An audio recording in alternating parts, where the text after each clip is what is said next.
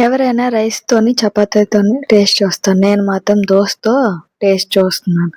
అది ఏం కర్రీ అనుకుంటున్నారా? కీమా మసాలా అండి. చాలా అంటే చాలా టేస్టీగా వచ్చింది నాకైతే. ఉట్టి కర్రీనే తినేస్తున్నాను. స్టవ్ మీద కళాయి పెట్టుకొని, కళాయిలో ఆయిల్ వేసుకొని, ఆయిల్ హీట్ అయ్యాక జీలకర్ర, పచ్చిమిర్చి అలాగే కరివేపాకు వేసుకొని, ఉల్లిపాయలు వేసుకొని, ఉల్లిపాయలు బాగా వేగాక అల్లం వెల్లుల్లి పేస్ట్ కూడా వేసుకొని దాని పచ్చివాసన పోయాక టమాటా వేసుకొని టమాటా కొంచెం దగ్గరవుతది. ఈలోపు మనం ఎగ్‌నేమో కీమాగా చేసి రెడీ చేసుకొని ఉంచుకోవాలి. టమాటా కొంచెం దగ్గరయ్యాక పసుపు, కారము, ఉప్పు అన్నీ వేసుకొని మసాలా ఐటెమ్ కూడా వేసుకొని దాంట్లో కొంచెం వాటర్ వేసుకొని అది కూడా దగ్గరయ్యాక కీమాను కూడా అందులో వేసేసి బాగా ఉడికించుకుంటాము. అది కూడా కాస్త దగ్గరవుతుంది. సో, ఇలాగైతే దగ్గరైపోయింది. మనము కొంచెం వాటర్‌తో ఉంచుకుంటే కొంచెం లాస్ట్‌కి చల్లగయ్యేటప్పుడు కొంచెం దగ్గరగా ఉంటది.